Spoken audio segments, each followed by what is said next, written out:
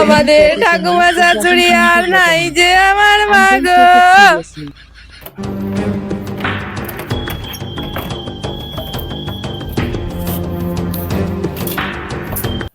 আরে ঢং করে বসে না থেকে তাড়াতাড়ি কাগজটা খোঁজো তো।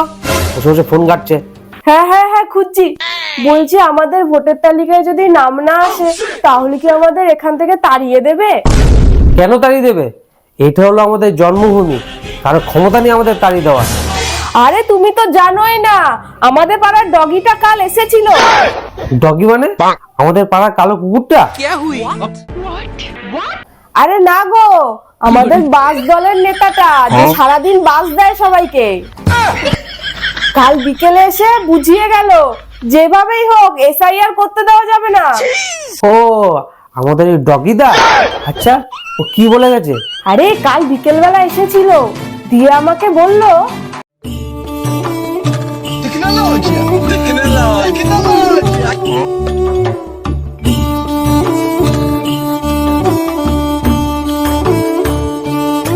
বৌদি নমস্কার।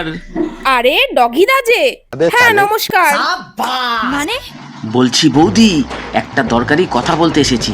হ্যাঁ কি কথা? শুনেছেন তো এই নভেম্বর থেকে এসআইআর হচ্ছে? হ্যাঁ শুনেছি তো দাদা, আমাদের কিছু হবে না তো? আরে এই জন্যই তো এসেছি, যেভাবেই হোক এসআইআর করতে দেওয়া যাবে না। কেন? যদি 2002 সালের ভোটার লিস্টে আপনাদের নাম না থাকে তাহলে আপনারা আর ভোট দিতে পারবেন না। তার মানে আপনারা ভারতের নাগরিক নয়। এইটা কেমন কথা? তাহলে কি হবে? শুনুন, আমাদের দল থাকতে কোনো ভয় নেই, আমরা এর বিরুদ্ধে মিছিল করব। আপনাকেও আসতে হবে, ট্রেন বাস অবরোধ করব, দরকার হলে আমি জীবন দিয়ে দেবো, তাও এসআইআর করতে দেবো না।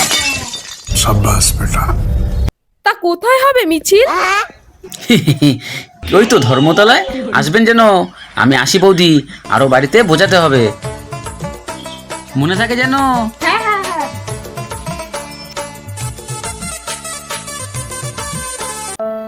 আমার তো খুব ভয় লাগছে এবার, যদি আমাদের তাড়িয়ে দেয়। শালা হারামির বাচ্চা, এইভাবে ওরা মানুষের মধ্যে আতঙ্ক ছড়াচ্ছে। তোমার কোনো চিন্তা নাই, তুমি শুধু কাগজগুলো বার করে রাখো, তারপর দেখি ওরা কি করে।